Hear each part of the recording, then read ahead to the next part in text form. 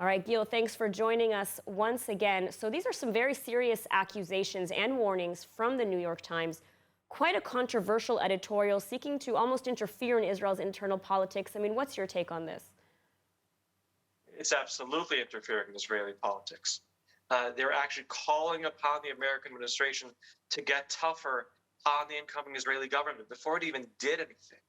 They're criticizing the Secretary of State of the United States for not criticizing Israel more in his speech to the J Street conference a couple weeks ago.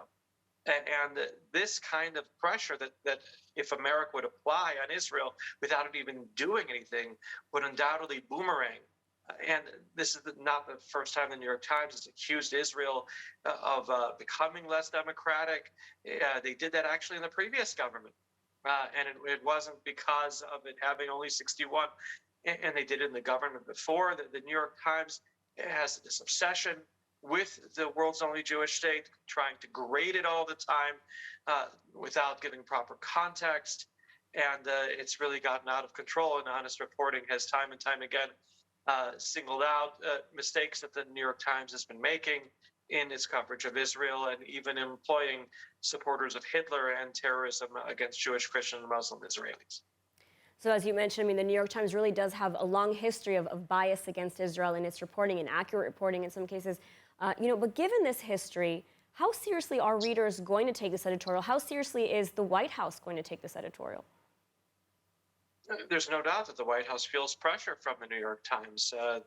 The New York Times is the newspaper of record in the United States. And when they see this kind of headline, and also Tom Friedman's article from his column from when he came here, this could indeed result in there being more pressure on Netanyahu. There already was an attempt by the United States to reassure Israelis that it won't succumb to this pressure. You have on the cover of Haaretz today an interview with Tom Nides, the American ambassador to Israel, saying that he's not worried, that his relationship is with the prime minister, and that the Biden administration knows Netanyahu well and regards him as very smart. But we'll see. Once this government is sworn in, then there will be definitely a magnifying glass on that U.S.-Israel relationship. It could get very bad, or it can be as good as it should be. Now, you mentioned that the New York Times has sort of this obsession with Israel. Is it common for the New York Times to write such editorials about another country's elections, or is this another case of really singling Israel out? The New York Times tries to be a country that's the newspaper of record for the entire world, but Israel is seen as local news in New York, as if something happened in Brooklyn or in Queens. And they've tried to be this parent of the Jewish state, constantly scolding Israel.